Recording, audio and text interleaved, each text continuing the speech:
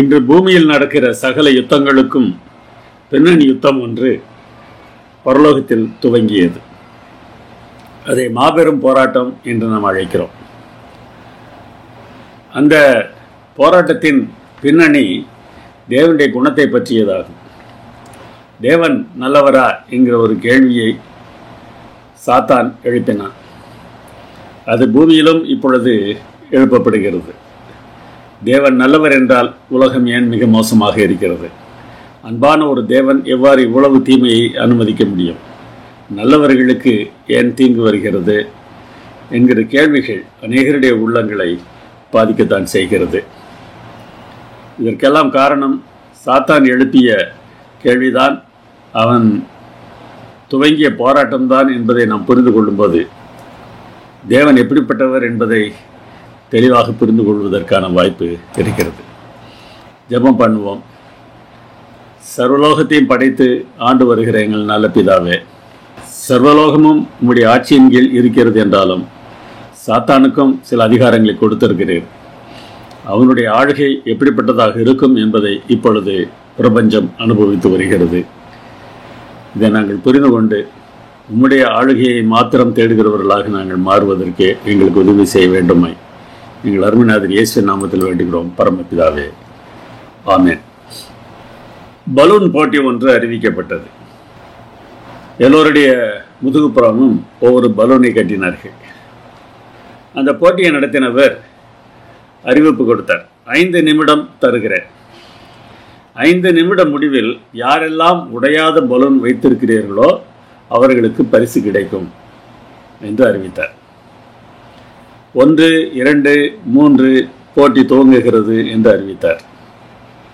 உடனடியாக ஒவ்வொருவரும் அடுத்தவருடைய பலூனை உடைப்பதற்கு முயற்சி எடுத்தார்கள்.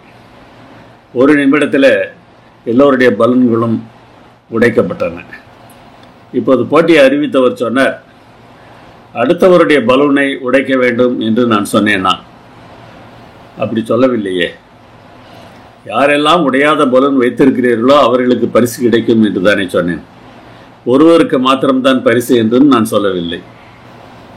ஒவ்வொருவரும் அடுத்தவருடைய பலூனை உடைக்காமல் இருந்தால் எல்லோருக்கும் பரிசு கிடைத்திருக்கும். எதற்காக மற்றவருடைய பலூனை உடைப்பதற்கு பார்த்தீர்கள் என்று கேட்டார். இன்றைக்கு உலகத்தில் நாம் வளர வேண்டும் என்றால் மற்றவர்களை அழித்தாக வேண்டும் என்கிற உணர்வு தான் மக்களுக்கு இருக்கிறது. மற்றவருடைய பலூனை உடைப்பது தான் நம்முடைய நோக்கம் என்று நாம் வாழ்கிறோம். அப்படி இல்லை, நம்முடைய வாழ்க்கையை நாம் வாழ்ந்தாக வேண்டும். அப்படிப்பட்ட தீர்மானமான ஒரு எண்ணம் நமக்கு இருந்தது என்றால் வாழ்க்கை எவ்வளவு வித்தியாசமானதாக இருக்கும். மாபெரும் போராட்டம் என்று நாம் அழைக்கிற இந்த கருத்து என்ன?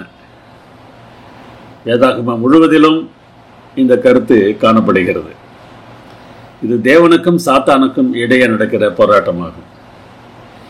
இந்த மாபெரும் போராட்டம் பற்றிய கருத்து தான் ஆதியாகமம் முதல் வெளிப்படுத்தல் வரை வேதாகமம் முழுவதிலும் நிறைந்துள்ளது. தேவன் நல்லவரா என்றால் ஆம், நல்லவர்தான் என்று நாம் சொல்லுவோம். சாத்தானுக்கு அது பிடிக்கவில்லை. தேவனை பற்றி குறை சொல்வதே அவனுடைய முக்கிய வேலையாக இருக்கிறது. ஆதியாகமம் 3ஆம் அதிகாரம் 5ஆம் வசனத்தில் ஏவாளிடத்தில் பேசிய போது, இப்போது இருக்கிற நிலையை விட நீங்கள் நல்ல நிலைமைக்கு வரலாம், அதுவும் தேவனுக்கு தெரியும். அப்படிப்பட்ட நல்ல நிலைக்கு நீங்கள் வந்துவிடக்கூடாது என்பதற்காக இந்த மரத்தின் கனியை சாப்பிடக்கூடாது என்று சொல்லியிருக்கிறார் என்பதாக சொல்லுகிறார். என்று தேவன் அறிவார். தேவன் அறிவார் என்பது உண்மைதான். ஆனால் சாத்தான் சொன்னது போல அது மனிதனுக்கு நல்ல நிலைமை அல்ல. அது அவனுக்கு தேவையற்ற ஒரு நிலைமை. அந்த நிலைமை நல்லது என்று சொல்லி தேவனை பற்றி அவன் குறை கூறுகிறான். வேதாகமத்தின் கடைசி புத்தகம் வெளிப்படுத்தல், அதில் 22ஆம் அதிகாரம் 15ஆம் வசனத்திலே வர வாசிக்கிறோம். பொய்யை விரும்பி அதன்படி செய்கிற யாவரும் புறம்பே இருப்பார்கள். சாத்தான் சொன்ன பொய்யை நம்புகிறவர்கள். பரிசுத்த நகரத்திற்கு வெளியே இருப்பார்கள், அழிந்து போவார்கள். சாத்தான் சொல்லி வருகிற பொய்களை நாம் நம்ப வேண்டாம். வேதாகமத்தில் உள்ள 66 புத்தகங்களில் முதலில் எழுதப்பட்ட புத்தகம் யோபு என்று சொல்லப்படுகிறது. அந்த புத்தகத்தின் முதல் அதிகாரத்திலேயே இந்த போராட்டத்தை நாம் பார்க்க முடிகிறது. தேவனை பார்த்து சாத்தான் சொல்கிறான், நீர் அவனையும் அவன் வீட்டையும் அவனுக்கு உண்டான எல்லாவற்றையும் சுற்றி வேலி அடைக்கவில்லையோ? யோபு பக்கம் பாரபட்சமாக நீர் நடந்து கொள்கிறீர் என்று சொல்கிறான். அவன் கைகளின் கிரியையை ஆசீர்வதித்தீர், ஆனாலும் உம்முடைய கையை நீட்டி அவனுக்கு உண்டானவை எல்லாம் தொடுவீரானார், அப்பொழுது அவன் உமது முகத்துக்கு எதிரே தூஷிக்கானோ பாரும் என்று சொல்கிறான். சுயநலத்தோடு தான் அவன் உம்மை பின்பற்றுகிறான். நீர் அவன் மேல் பாரபட்சம் காட்டுகிறீர், அவன் சுயநலத்தோடு உம்மை தொழுது கொள்கிறான் என்பதாக சாத்தான் குற்றம் சாட்டுகிறான். எல்லா காலங்களிலும் இதுபோன்ற பொய்களை சாத்தான் பரப்பி வருகிறான். மாபெரும் போராட்டம் இதை அடிப்படையாக கொண்டுதான் இருக்கிறது. இந்த போராட்டத்திற்குள் பூமி எவ்வாறு இழுக்கப்பட்டது என்பதை ஆதியாகமம் 3ஆம் அதிகாரம் நமக்கு சொல்கிறது. பூலோகத்தை தேவன் உண்டாக்கின போது அதில் ஏதேனும் குறை இருந்ததா என்ற ஒரு கேள்வி கேட்டு நீங்கள் வாசித்து பார்த்தால் ஆதியாகமம் 1:31 சொல்கிறது, தேவன் உண்டாக்கின எல்லாவற்றிலும் எந்த குறையும் இல்லை, அது மிகவும் நன்றாயிருந்தது என்பதாக நாம் வாசிக்கிறோம். ஒரு இடத்தில் கூட பாவத்தின் கரை காணப்படவில்லை. ஆனால் தெரிந்து கொள்ளும் உரிமையை ஆதாம் ஏவாளுக்கு தேவன் கொடுத்திருந்தார்.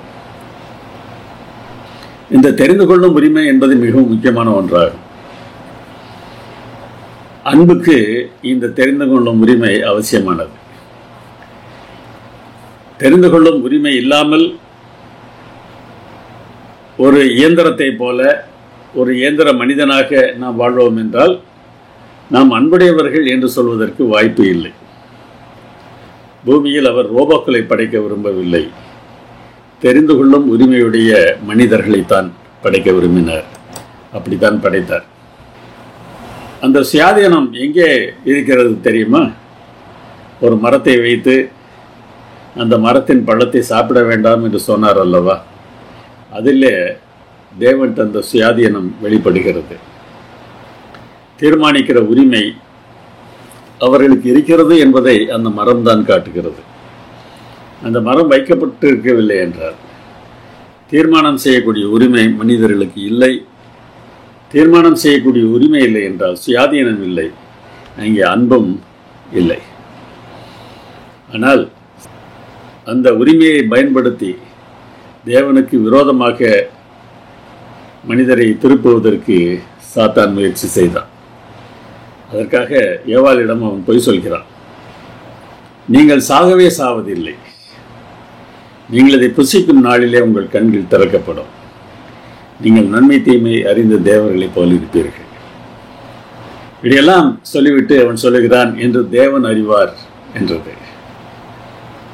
தேவன் அறிவார் என்று சாத்தான் சொன்ன ஒரு கருத்து தான் மனிதருக்கு தேவன் மேல் சந்தேகத்தை ஏற்படுத்துவதற்காக அவன் பேசிய ஒன்று.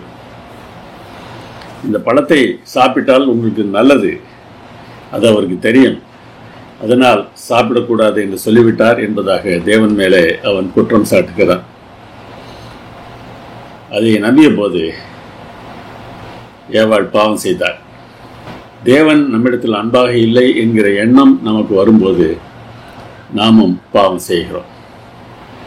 ஆனால் தேவன் அன்பாக இருந்ததுனால இந்த நிலையிலிருந்தும் மனிதரை மீட்பதற்காக அவர் ஒரு வழியை கண்டுபிடித்தார். ஆதாமும் ஏவாளும் பாவம் செய்து விட்டார்கள். நம்பிக்கையற்ற அந்த நிலையில அவர்களுக்கு நம்பிக்கையூட்டுவதற்கு தேவன் ஒரு வாக்குறுதியை கொடுக்கிறார். பாருங்கள், சாத்தானுக்கு கொடுத்த சாபத்தில் அந்த வாக்குறுதி காணப்படுகிறது. உனக்கும் ஸ்திரீக்கும் உன் வித்துக்கும் அவள் வித்துக்கும் பகை உண்டாக்குவேன். இப்பொழுது ஏவாள் சாத்தான் சொன்னதற்கு கீழ்ப்படிந்து சாத்தான் சொன்னபடி அந்த பழத்தை சாப்பிட்டதினால் சாத்தானுக்கு அடிமையாகி விடுகிறார். தேவன் அப்படியே விட்டு விடுவதற்கு ஆயத்தமாக இல்லை, பகை உண்டாக்குவேன் என்று சொல்கிறார். அந்த பகை ஸ்திரீயின் வித்து என்று அழைக்கப்படுகிற இயேசுவிலே முழுவதுமாக வெளிப்படும். நீ அவர் குதிங்காலை நசுக்குவாய், அவர் உன் தலையை நசுக்குவார் என்பதாக ஒரு நம்பிக்கையின் வாக்குறுதி முதல் மனிதருக்கு கொடுக்கப்பட்டது. மனிதனுக்குரிய தண்டனையை தேவன் ஒரு மனிதனாக வந்து ஏற்றுக்கொள்வதற்கு ஆயத்தமாக இருந்ததினாலே மனிதர் அழிக்கப்படாமல் பாதுகாக்கப்படுவதற்கு ஒரு வாய்ப்பு உண்டாயிற்று. உலகத்தாருடைய பாவத்தை இயேசு தம்மேல் சுமந்து அவருடைய தண்டனையை தான் ஏற்றுக்கொள்வார் என்பதை யோவான் ஸ்நானன் சொன்ன வார்த்தைகள் நமக்கு தெளிவாக காட்டுகின்றன.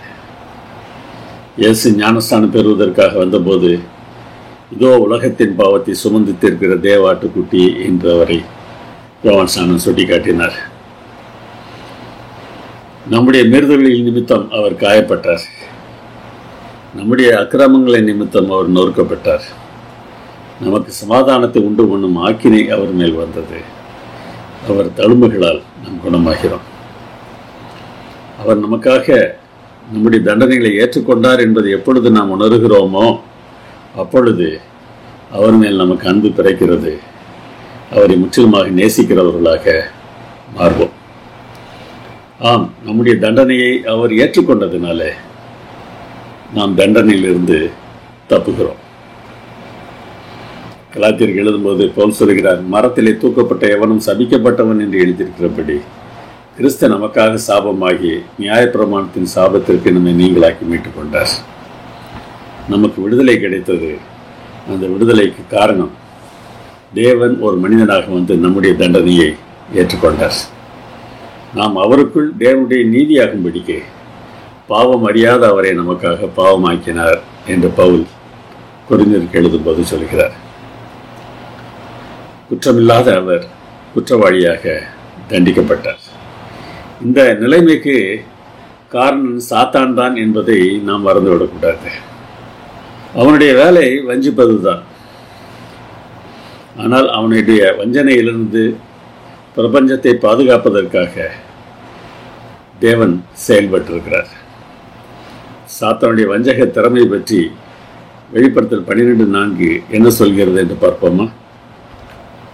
அதன் வால் வானத்தின் நட்சத்திரங்களில் 1/3 இழுத்து அவைகளை பூமியில் விழத்தள்ளிற்று. தன்னுடைய வாளினால் நட்சத்திரங்களை கீழே இழுத்து தள்ளியதாக இந்த வசனம் சொல்கிறது. பொய் போதகம் பண்ணுகிற தீர்க்கதரிசிய வால் என்று ஏசாயா 9:15 வாசிக்கிறோம்.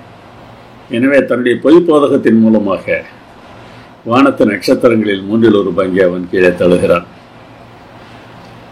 நட்சத்திரம் என்றால் என்ன அர்த்தம்? உலகத்தை தேவன் படைத்த போது நடந்த சம்பவத்தை பற்றி சொல்லும்போது யோபுவிடத்தில் தேவன் இதை சொன்னார். அப்பொழுது விடியற்காலத்து நட்சத்திரங்கள் ஏகமாய் பாடி தேவபுத்திரர் எல்லோரும் கெம்பீரித்தார்களே. ஒரே வரியிலே 2 கருத்துகள் வருகின்றன. அந்த 2ம் இணை கருத்துகளாக எபிரிய மொழியிலே சொல்லப்படும். அதன் அடிப்படையில் நாம் இதை வாசித்தால் விடியற்காலத்து நட்சத்திரங்கள் என்று சொல்லப்படுவது தேவபுத்திரர். உலகம் உண்டாக்கப்பட்ட போது தேவதூதர்கள் மகிழ்ச்சியாக பாடினார்கள். அதை விடியற்காலத்து நட்சத்திரங்கள் பாடியதாக இந்த வசனம் சொல்கிறது.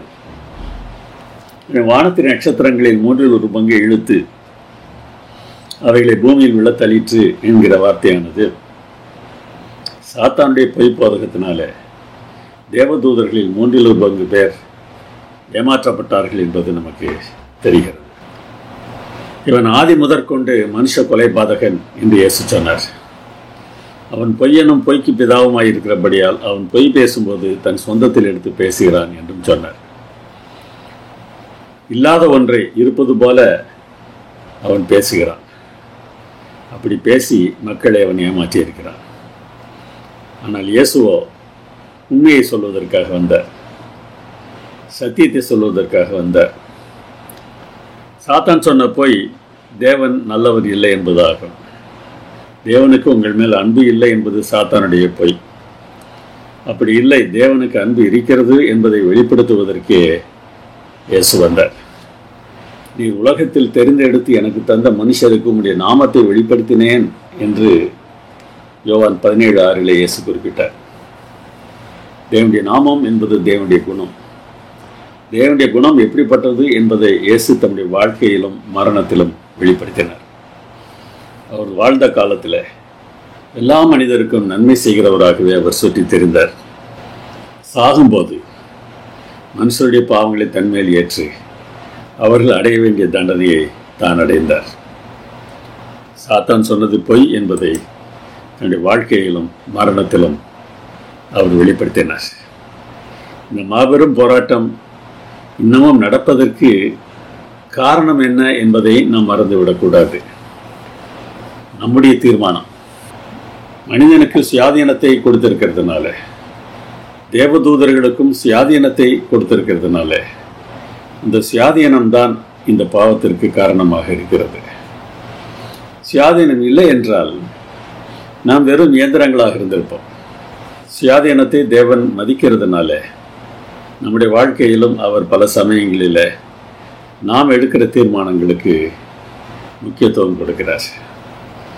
யோசுவா இஸ்ரவேல் ஜனங்களை பார்த்து கேட்ட கேள்வியை பாருங்கள். கர்த்தரை சேவிக்கிறது உங்கள் பார்வைக்கு ஆகாததாய் கண்டால் பின்ன யாரை சேவிப்பீர்கள் என்று இன்று தெரிந்து கொள்ளுங்கள். நதிக்கு அப்புறத்தில் உங்கள் பிதாக்கள் சேவித்த தேவர்களை சேவிப்பீர்களோ என்று கேட்கிறார். நீங்கள் தான் தீர்மானிக்க வேண்டும். எலியா கூட இஸ்ரவேல் ஜனங்களிடத்தில் இந்த கேள்வித்தான் கேட்டார். நீங்கள் எந்த மட்டும் 2 நினைவுகளால் குந்தி குந்தி நடப்பீர்கள்? கர்த்தர் தெய்வமானால் அவரை பின்பற்றுங்கள், பாகால் தெய்வமானால் அவனை பின்பற்றுங்கள். ஆம், நீங்கள் தீர்மானம் செய்ய வேண்டும். விருப்பம் உள்ளவன் ஜீவத்தை நிறை இலவசமாய் வாங்கிக் கொள்ள கடவன் என்பதாக வெளிப்படுத்தல் 22:17 நாம் வாசிக்கிறோம். நாம் விரும்ப வேண்டும், நாம் தீர்மானிக்க வேண்டும். நம்முடைய தீர்மானத்தின் அடிப்படையில் தேவன் செயல்படுகிறார். எனவே நாம் வெறும் ரோபோக்கள் அல்ல, மிருகங்களைப் போல அல்லாமல் தேவ சாயலில் ஒழுக்க தீர்மானங்களை செய்கிற திறனுள்ளவர்களாக நித்திய ஆவிக்குரிய நியதிகளின்படி வாழ்கிற வகையில் நாம் சிருஷ்டிக்கப்பட்டோம். தேவதூதர்களும் அப்படித்தான் சிருஷ்டிக்கப்பட்டிருக்கிறார்கள்.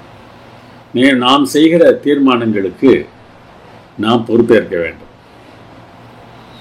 நம்முடைய தீர்மானங்களின் அடிப்படையில் தான் நமக்கு நடக்கப் போகிற எல்லாம் இருக்கின்றன. மற்றபடி தேவன் நல்லவராகவே இருக்கிறார்.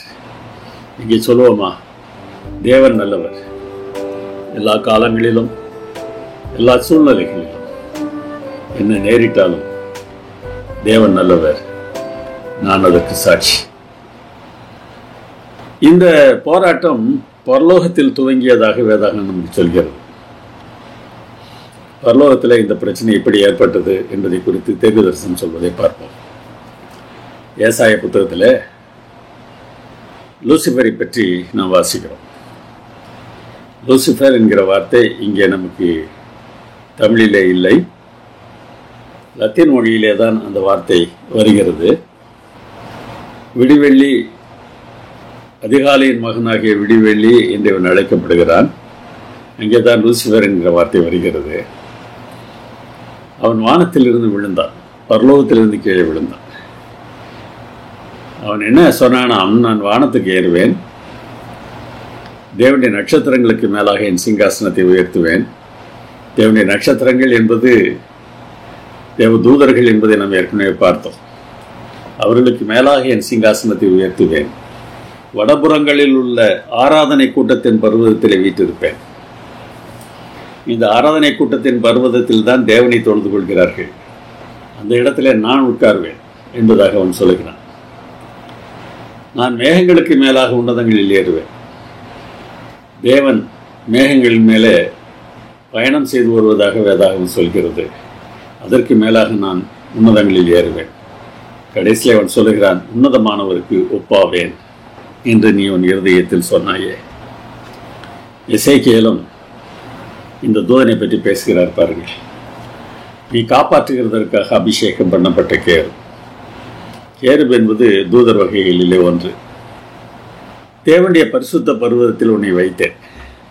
நீ சிருஷ்டிக்கப்பட்ட நாள் துவக்கி உன்னில் அநியாயம் கண்டுபிடிக்கப்பட்டது மட்டும் உன் வழிகளில் குறையேற்றியிருந்தாய். இது உலகத்தில் இருக்கிற எந்த மனிதனை குறித்தும் இவ்வாறு சொல்ல முடியாது. உண்டாக்கப்பட்ட நாளிலிருந்து அநியாயம் கண்டுபிடிக்கப்பட்டது மட்டும் உன் வழியில் குறையற்றி இருந்தாய் என்று யாரை பற்றி சொல்ல முடியும்? எனவே இங்கே யாரை பற்றி பேசுகிறாரோ அவர் ஒரு காலத்திலே பாவமே இல்லாதவராக இருந்திருக்கிறார் என்பது தெரிகிறது. அவன்தான் லூசிபர். உன் வியாபாரத்தின் மிகுதியினால் உன் கொடுமை அதிகரித்து நீ பாவம் செய்தாய் என்று சொல்கிறார். என்ன வியாபாரம் செய்தார்? உன் ஜனங்களுக்குள்ளே அங்கமெங்கும் கோள் சொல்லி தெரியாயாக என்று லேவியராகமம் 19:16 வாசிக்கிறோம். கோள் சொல்லுதல் என்பதற்கு ராக்கியல் என்கிற எபிரேய வார்த்தை பயன்படுத்தப்படுகிறது. எபிரேய மொழியிலே எழுதும்போது உயிரெழுத்து எழுத மாட்டார்கள், இர் இக் இல் என்றுதான் எழுதுவார்கள். வியாபாரம் என்பதை ரெக்குலா என்று சொல்வார்கள், அதுவும் இர் இக் இல் தான். ஒரே மெய்யெழுத்தினால் உருவாக்கப்பட்ட வார்த்தைகளுக்கு நெருக்கமான தொடர்பு உண்டு. சாத்தான் செய்த வியாபாரம் என்ன? கோல் சொல்லுகிற வியாபாரம். யாரை பற்றி அவன் கோல் சொன்னான்? தேவனை பற்றி கோல் சொன்னான். தேவனை குறை சொன்னபோது அதை நம்பினவர்கள் பரலோகத்திலும் இருந்தார்கள், சந்தேகப்பட்டவர்கள் இருந்தார்கள். எனவே உண்மை வெளிப்படுவதற்கு தேவன் ஒரு ஏற்பாடு செய்தார். பரலோகத்திலே தேவனையும் சாத்தானையும் பற்றிய பார்வையில் சிலுவைதான் ஒரு மாற்றத்தை ஏற்படுத்தியது என்று வேதாகமம் சொல்கிறது. கொலோசியர் 1:20 பாருங்கள். அவர் சிலுவையில் சிந்தின இரத்தத்தினாலே சமாதானத்தை உண்டாக்கி பரலோகத்தில் உள்ளவைகள் யாவையும் அவர் மூலமாய் தமக்கு ஒப்புரவாக்கி கொள்ளவும் அவருக்கு பிரியமாயிற்று. சிலுவையில் இயேசு ரத்தம் சிந்திய போது பரலோகத்தில் உள்ளவர்கள் ஒரு தீர்மானத்திற்கு வந்தார்கள். தேவன் நல்லவர் தான், அவரிடத்தில் தவறு இல்லை, சாத்தான் தான் பொய் சொல்கிறான் என்பதை உணர்ந்து கொண்டார்கள். எனவே அவர்கள் தேவனோடு ஒப்புரவானார்கள் என்று இந்த வசனம் சொல்கிறது.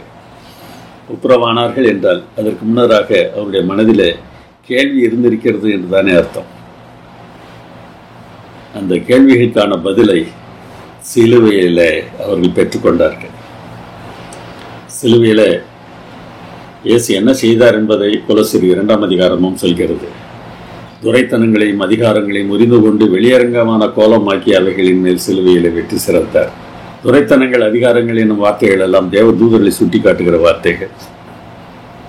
அவர்கள் உண்மையிலேயே எப்படிப்பட்டவர்கள் என்பதை சிலுவையிலே இயேசு வெளிப்படுத்தினார். அவர்கள் போட்டிருந்த முகத்திரையை அவர் கிழித்து போட்டு வெளியரங்கமான கோலமாக்கி சிலுவையிலே அவர்கள் மேல் தேவன் வெற்றி சிறந்தார். சாத்தானை பற்றிய உண்மை பரலோகத்தில் வெளிப்பட்ட பிறகு அவனை வெளியே தள்ளுவதற்கு தூதர்கள் தீர்மானித்திருக்கிறார்கள். இந்த யுத்தம் எப்படிப்பட்டது? அது உடல் ரீதியான யுத்தமா அல்லது கருத்து ரீதியான யுத்தமா அல்லது இரண்டுமா என்று கேட்டு பார்த்தால் இரண்டும் என்பது நமக்கு தெரிகிறது. உலகம் அனைத்தையும் மோசம் போக்குகிற பிசாசு என்றும் சாத்தான் என்றும் சொல்லப்பட்ட பழைய பாம்பாக்கிய பெரிய வலுசர்ப்பம் தள்ளப்பட்டது என்று வெளிப்படுத்தல் 12:9 நாம் வாசிக்கிறோம். மோசம் போக்குகிற பிசாசு என்று சொல்வதனால இது கருத்து ரீதியானது என்பது தெரிகிறது. அந்த கருத்து சிலுவையால் மாற்றமடைகிறது.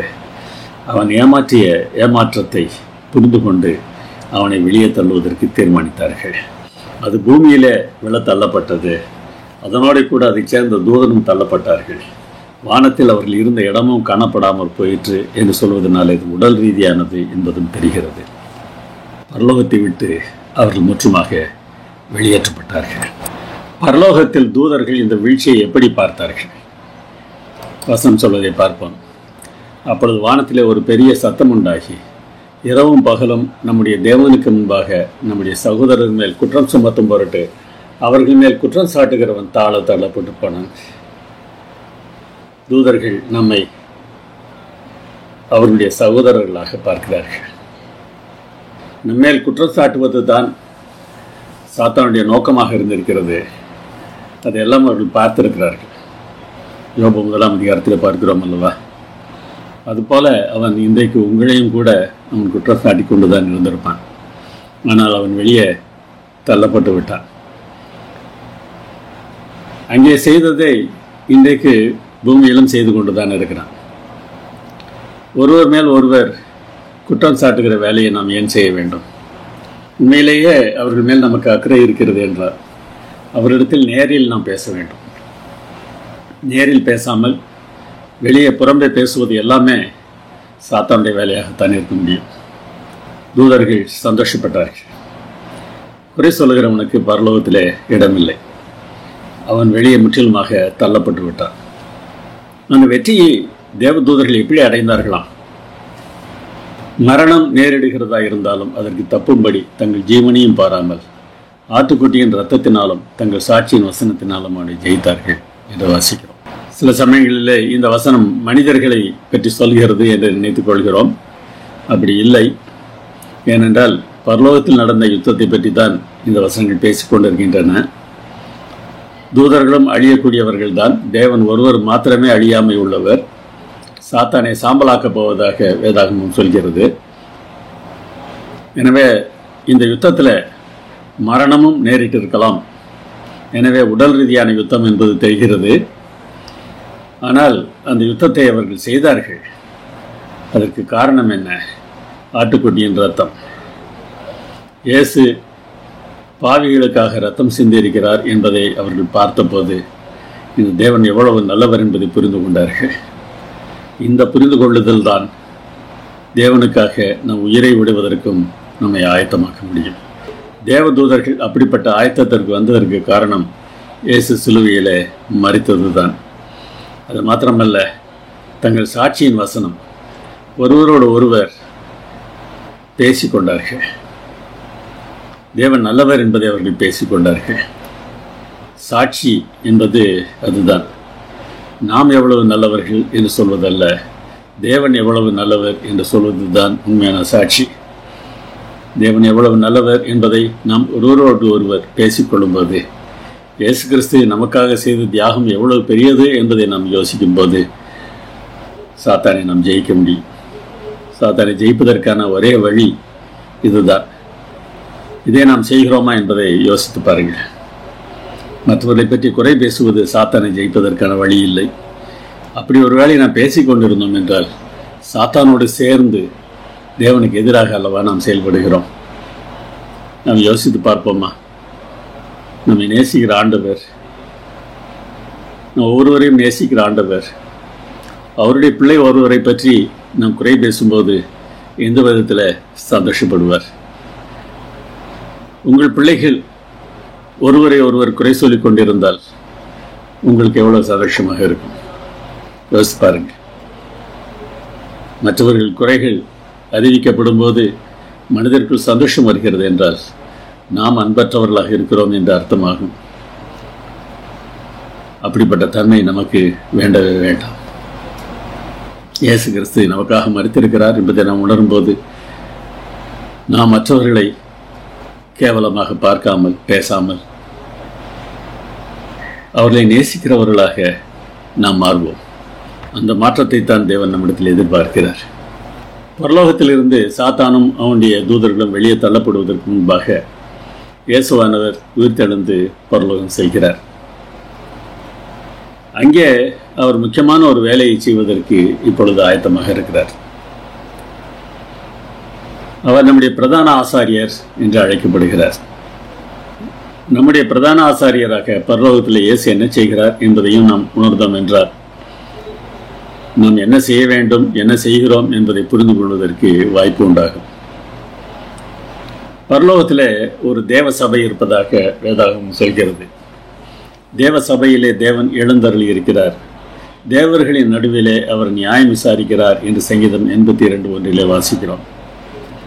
தேவர்கள் என்பதற்கான வார்த்தை நியாயாதிபதிகள் என்று மொழிபெயர்க்கப்பட்டிருக்கிறது. தேவ சபையிலே தேவன் எழுந்தருளி இருக்கிறார்.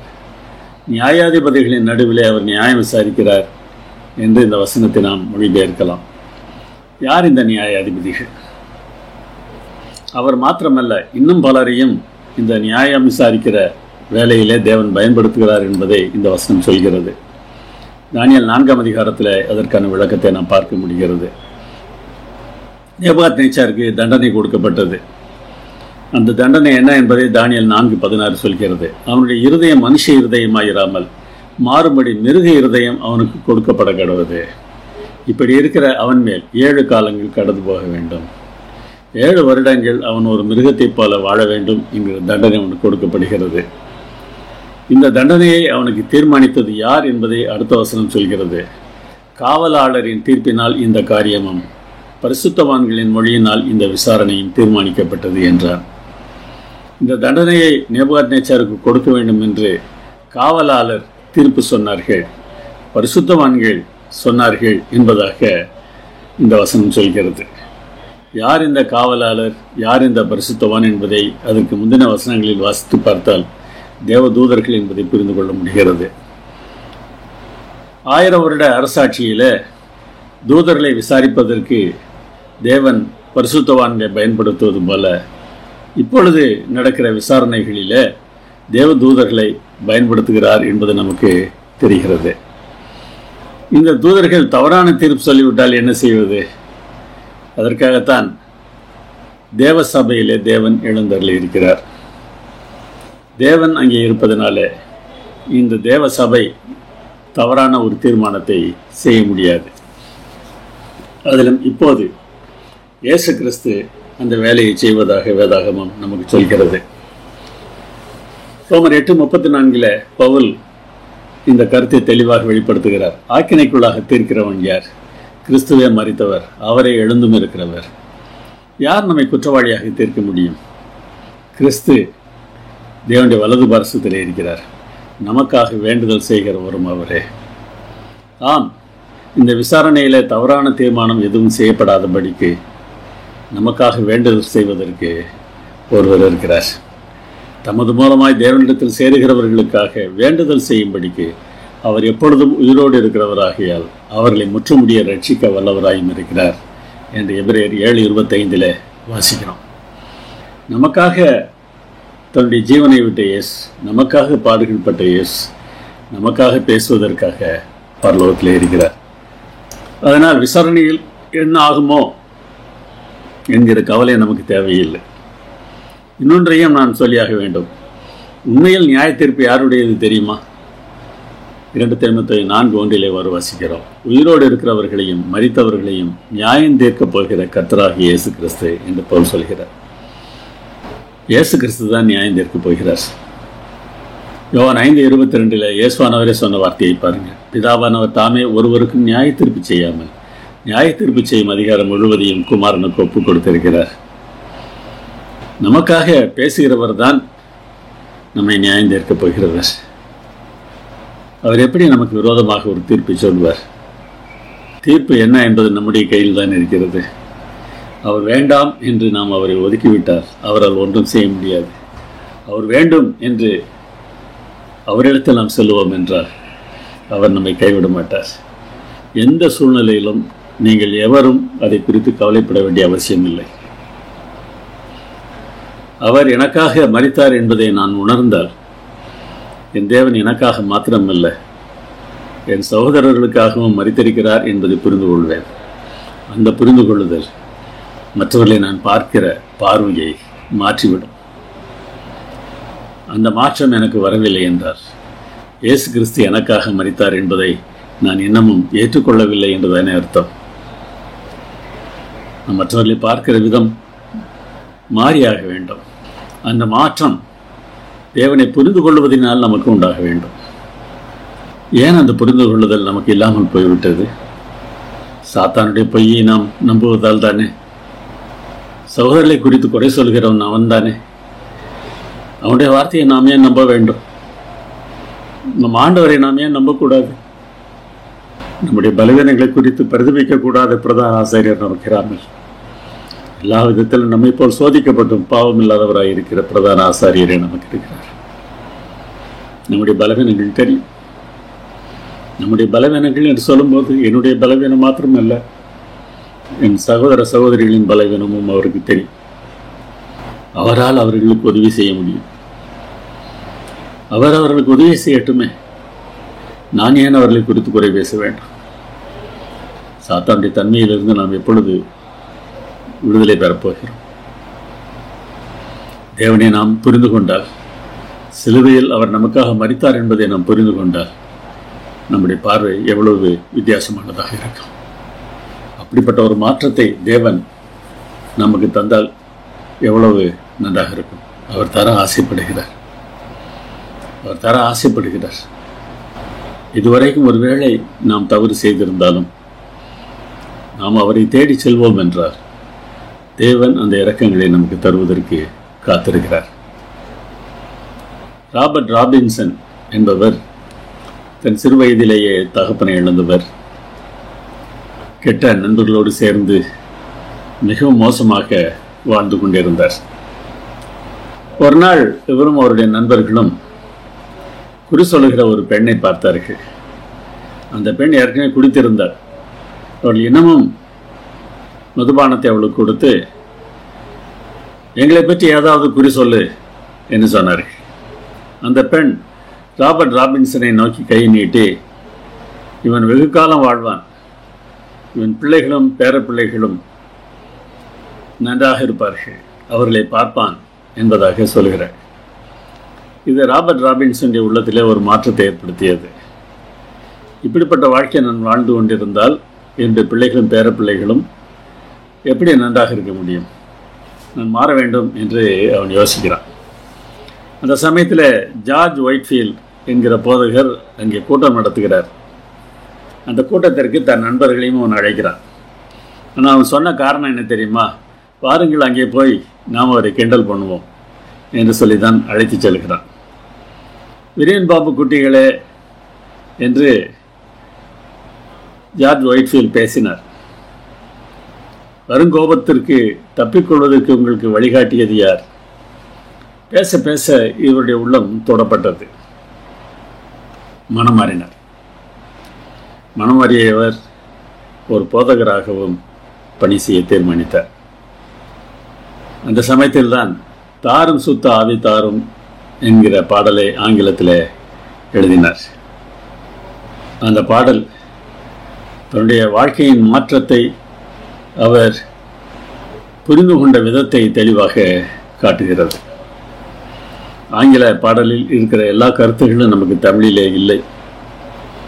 ஆனால் அந்த பாடலை நாம் கவனிக்கும் போது, நாம் பின்வாங்கி போனாலும், நான் அலைந்து திரிந்தாலும் என் தேவன் என்னை கைவிடுவது இல்லை, என்னை அவர் ஏற்றுக்கொள்வதற்கு ஆயத்தமாக இருக்கிறார் என்கிற கருத்தை தெளிவாக காட்டியது. ஆனால் பிற்காலங்களில் இவர் தேவனை விட்டு மீண்டுமாக வழி விலகி சென்று விட்டார். ஒரு நாள் வண்டியில் பயணம் செய்து கொண்டிருந்த போது எதிரே இருந்த ஒரு பெண் அந்த பாடலை பாடினார். அருமையான பாடல் அல்லவா என்று சொன்னார். இவர் பேச்சை மாற்றுவதற்கு எவ்வளவோ முயற்சி செய்தார். அவள் விடவில்லை. ஏன் இந்த பாட்டு உங்களுக்கு பிடிக்கவில்லையா? அப்போது அவர் சொன்னார், இல்லை இல்லை, இந்த பாடலை ஒரு காலத்தில் எழுதியவன் நான் தான். ஆனால் இப்பொழுது அதற்கு தகுதியானவனாக நான் இல்லை. ஆங்கில பாடலில் இறக்க ஆறு ஓய்வில்லாமல் ஓடிக்கொண்டே உள்ளதே என்று வரும். அந்த பெண் அதை சொன்னார். இன்றைக்கும் இறக்க ஆறு ஓய்வில்லாமல் ஓடிக்கொண்டு தான் இருக்கிறது. நீங்கள் ஏன் அவர் மீண்டுமாக பற்றி பிடிக்கக்கூடாது? நம்முடைய வாழ்க்கையில் தேவனை விட்டு விலகி ஓடி மனிதர்களை வெறுக்கிறவர்களாக, யாரிடத்திலும் அன்பில்லாதவர்களாக நாம் ஒருவேளை வாழ்ந்து வந்தாலும் இறக்க ஆறு நமக்காக இன்றைக்கும் ஓய்வில்லாமல் ஓடிக்கொண்டுதான் இருக்கிறது. நாம் ஏன் அந்த ஆற்றிலே மூழ்கக்கூடாது? நம்மை ஏற்றுக்கொள்வதற்கு அவர் எப்பொழுதும் காத்திருக்கிறார். நமக்காக தம்முடைய உயிரை கொடுத்தவர் நமக்காக வேறு எதை தரமாட்டார். ஜெபம் பண்ணுவோம். எங்கள் நல்ல பிதாவே, இந்த வேளையில் உடைய சமத்தை நாங்கள் வருகிறோம். எங்களை ஏற்றுக்கொள்ளும். சாத்தான் சொல்கிற பொய்களை நாங்கள் நம்பாமல் நீர் நல்லவர் என்பதை புரிந்து கொண்டு அந்த நல்ல தன்மையை நாங்கள் மற்றவர்களுக்கு காட்டுவதற்கு எங்களுக்கு உதவி செய்ய வேண்டுமாய் எங்கள் அருமைநாதர் இயேசு நாமத்தில் வேண்டுகிறோம் பரமபிதாவே. ஆமென்.